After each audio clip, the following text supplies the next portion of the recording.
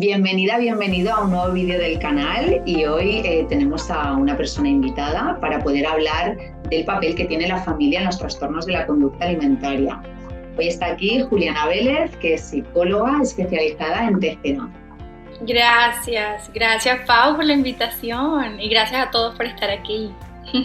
Mil gracias a ti por tu tiempo para crear este vídeo, esta charla tan importante, ¿no? Para crear conciencia también y que pues muchas veces podamos cada uno, ¿no? En una familia poder asumir esa responsabilidad y poder entender, ¿no? Entonces, a mí me gustaría preguntarte, no sé, yo en una familia, como hermana o como madre, si mi hija ha manifestado un trastorno de la conducta alimentaria, ¿no? Muchas veces yo me encuentro con la situación de como que es esa persona quien está enferma o es esa persona quien tiene el problema, ¿no?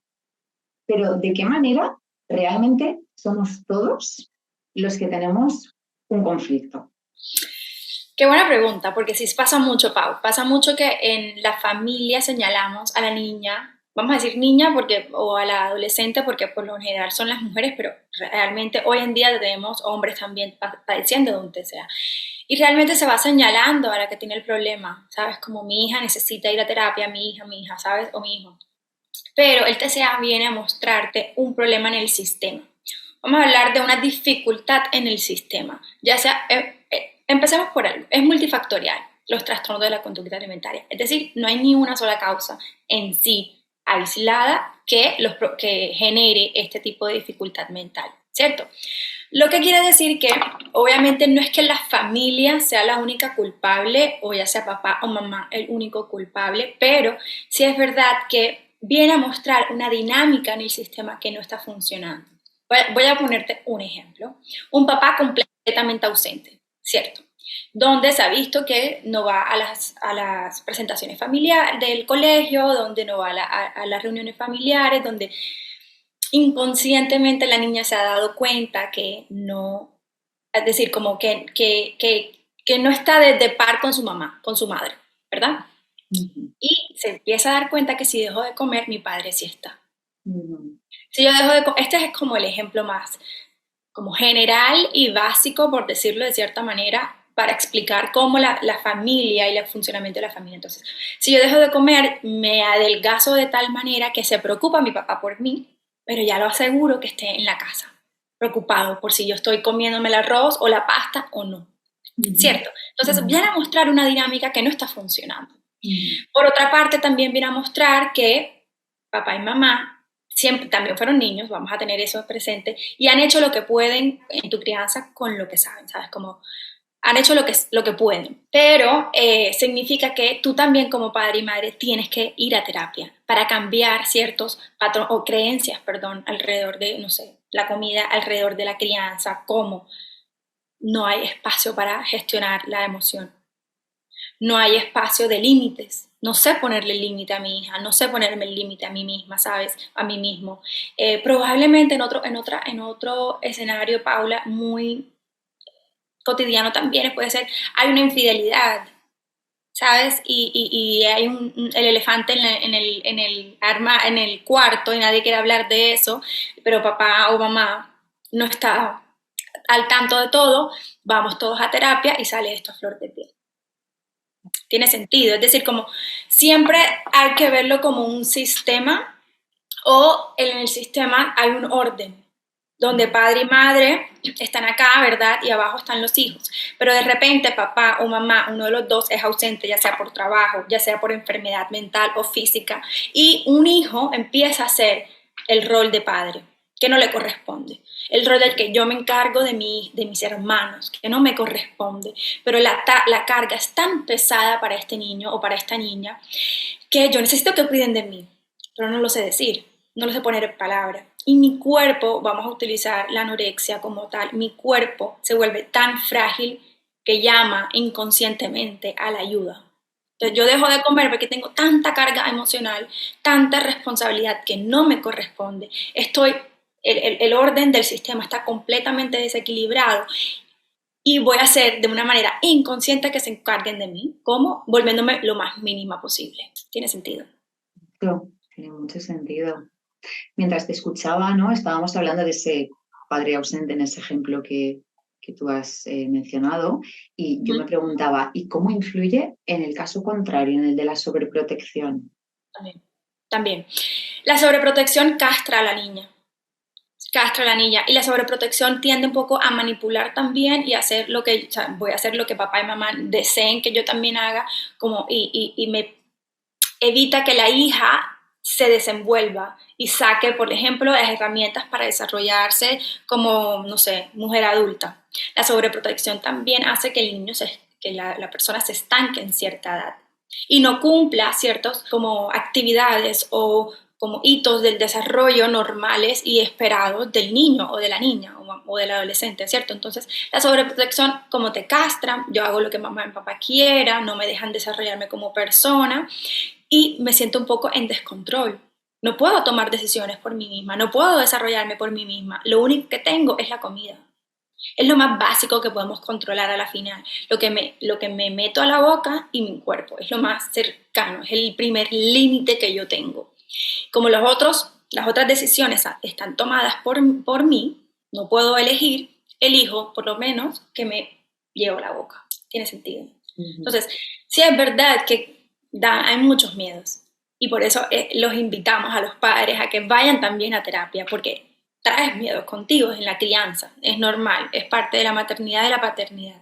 Pero el poder tú ver estos miedos y el poder tú darle la confianza a tu hija para que se desarrolle como persona, permites que ella suelte el control en el plato.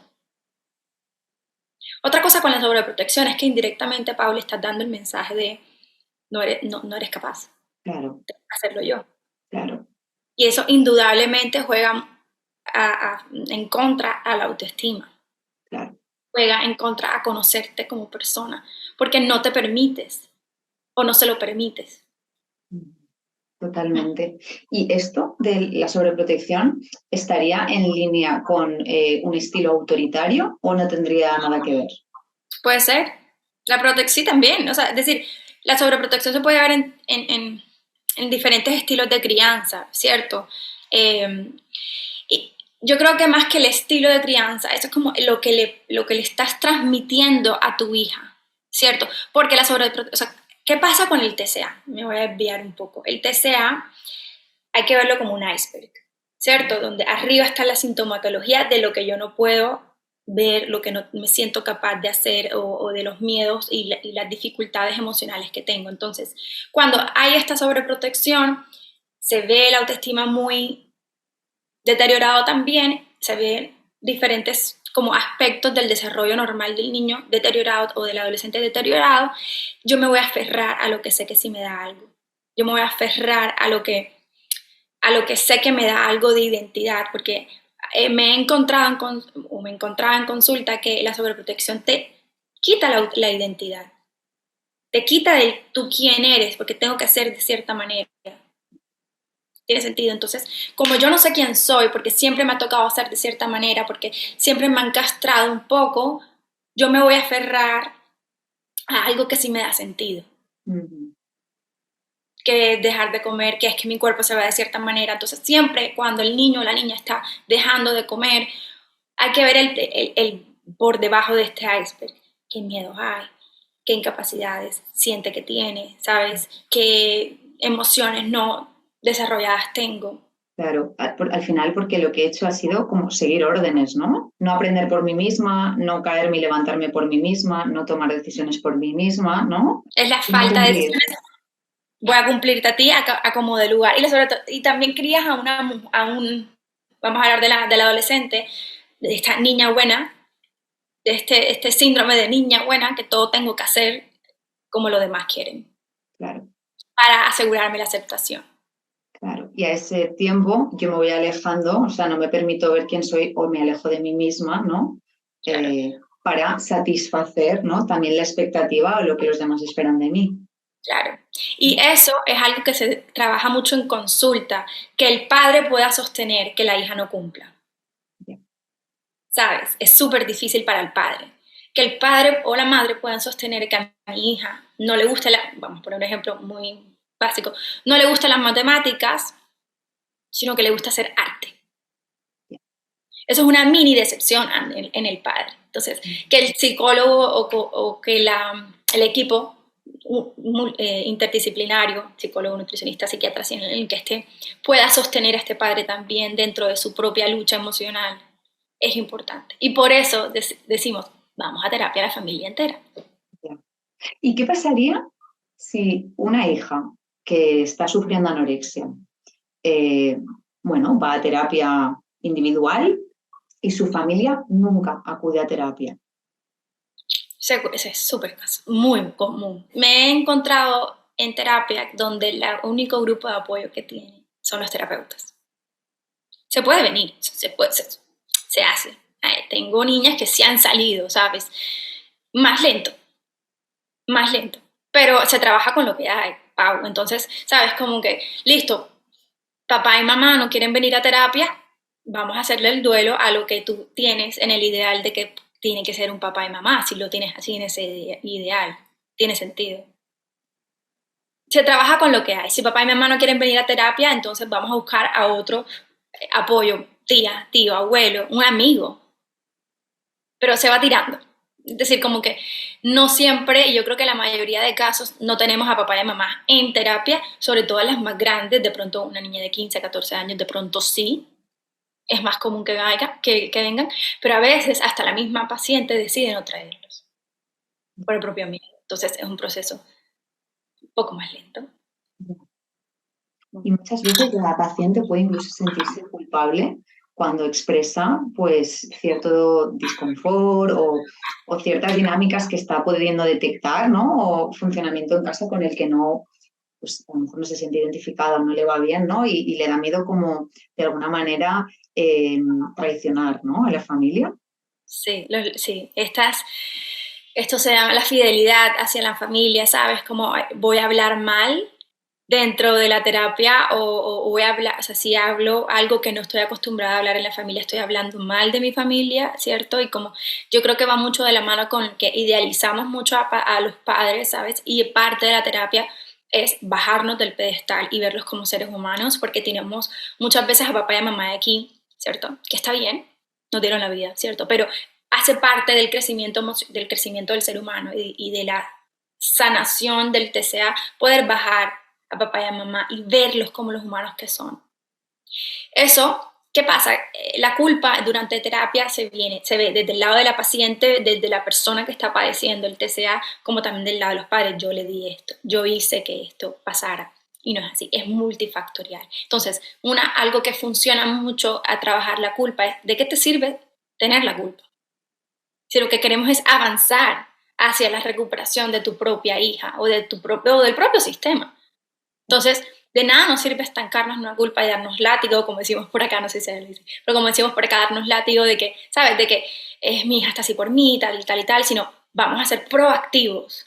¿Qué puedo hacer yo? Y desde el lado de la paciente es necesario poder hablar de lo que no se está hablando en casa, sobre todo en terapia, para tú poder sanar. Y para esos familiares que igual estén viendo este vídeo, ¿no? ¿De qué manera podrían ayudar en la recuperación? Aférrense mucho al terapeuta, al equipo de trabajo. Ellos te van a ir dando pautas, ¿verdad? Comunica muy bien cómo te sientes tú a la hora de hacer la pauta. ¿Qué pasa muchas veces? Esto lo aprendí durante terapias.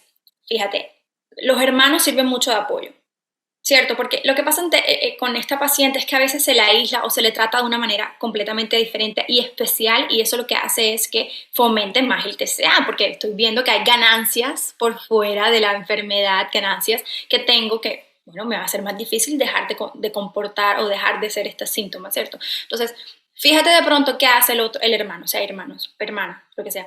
Tú lo llevarías a que ella fuera, no sé, que el niño tiene que ir a la comida familiar, por ejemplo, el hermano.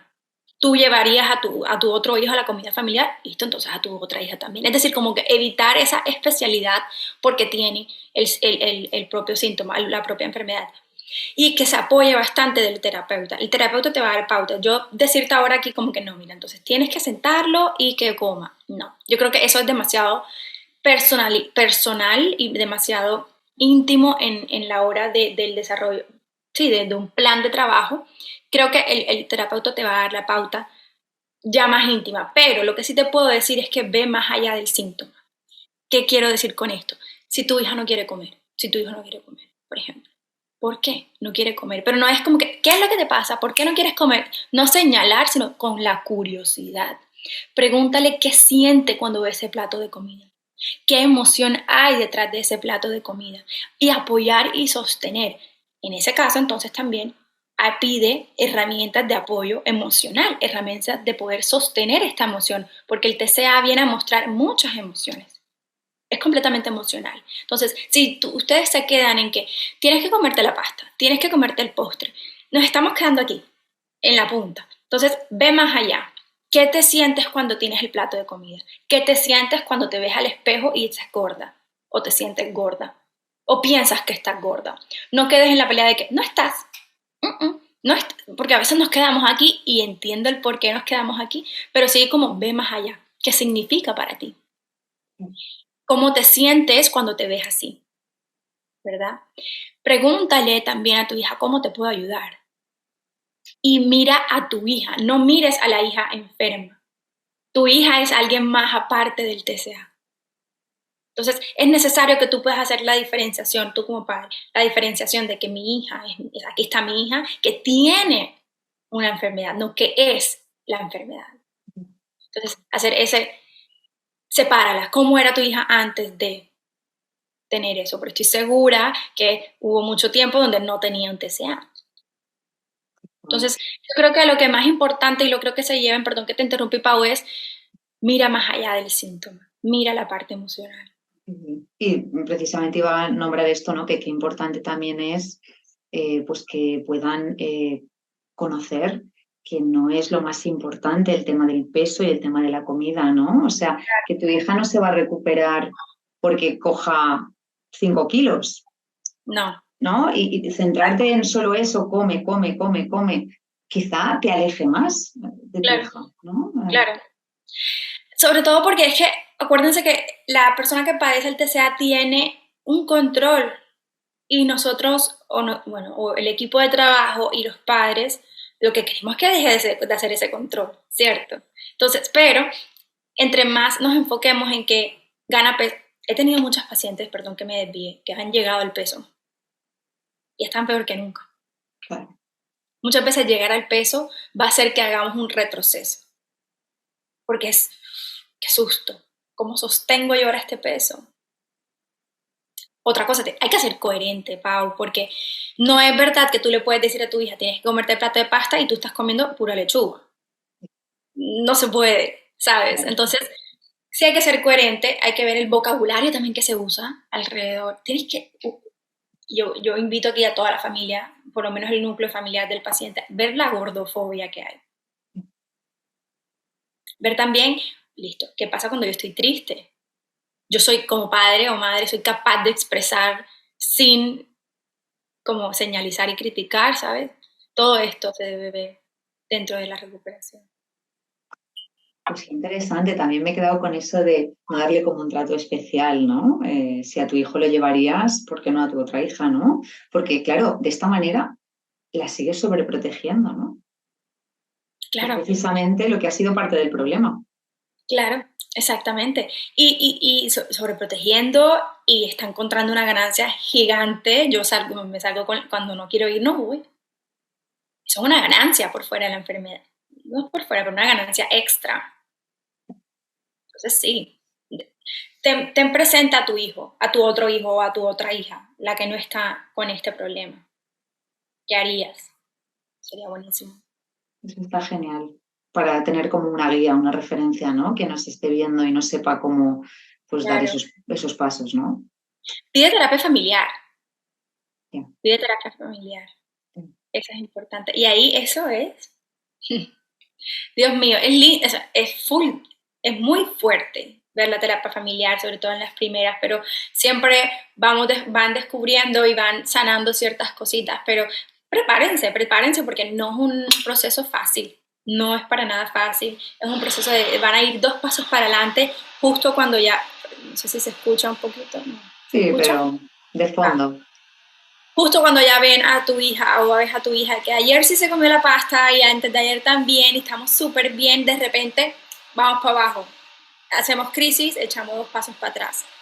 Esa crisis hay que prestarle atención, esos 2 pasos para atrás hay que prestarle atención. Puede ser que le haya ido muy mal en un examen. El perfeccionismo juega un papel muy grande dentro del TCA, entonces esta rigidez también mental. Entonces, muy mal en un examen significa que me siento incapaz, me siento inadecuada, me siento poca cosa.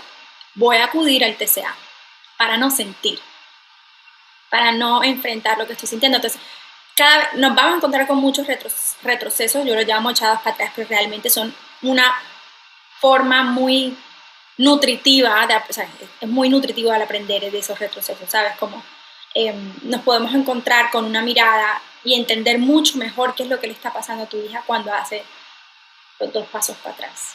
No esperen que sea todo lineal, para nada.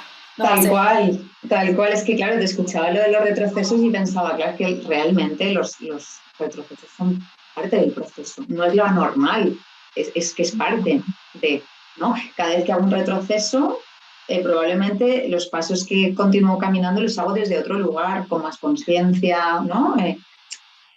Claro. Para la niña o para el paciente y para el padre.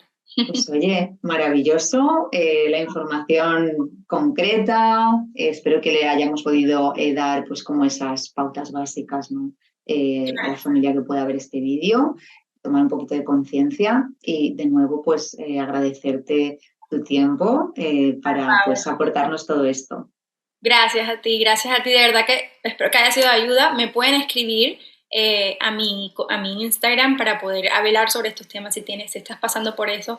Te doy un mensaje de mucho amor y es que te entiendo, ¿verdad? No tengo un hijo que tenga un TCA, pero sí he tenido muchas familias dentro del TCA. Mucho amor, mucha compasión. Voy a decir algo muy pequeñito, Pau, pero creo que es muy importante y es durante la terapia aprendes a tener compasión por tu hijo, pero yo lo que quiero es que tengas autocompasión por ti como padre. Te estoy hablando de madre a madre, ¿sabes? Porque es difícil. Abrázate mucho, ¿no? ¿Sabes? Abraza a tu hija mucho porque va a ser un proceso donde se van a conocer mucho también, pero van a ser difíciles los días. Entonces, nada, ese es mi mensaje. Vayan a terapia. Y lo que necesiten, alguna duda, no sé, que se quieran desahogar, mi Instagram abierto y los leeré con toda la amor y confidencialidad del mundo. Muchísimas gracias, Juliana. Un abrazo. Chao, gracias. Chao.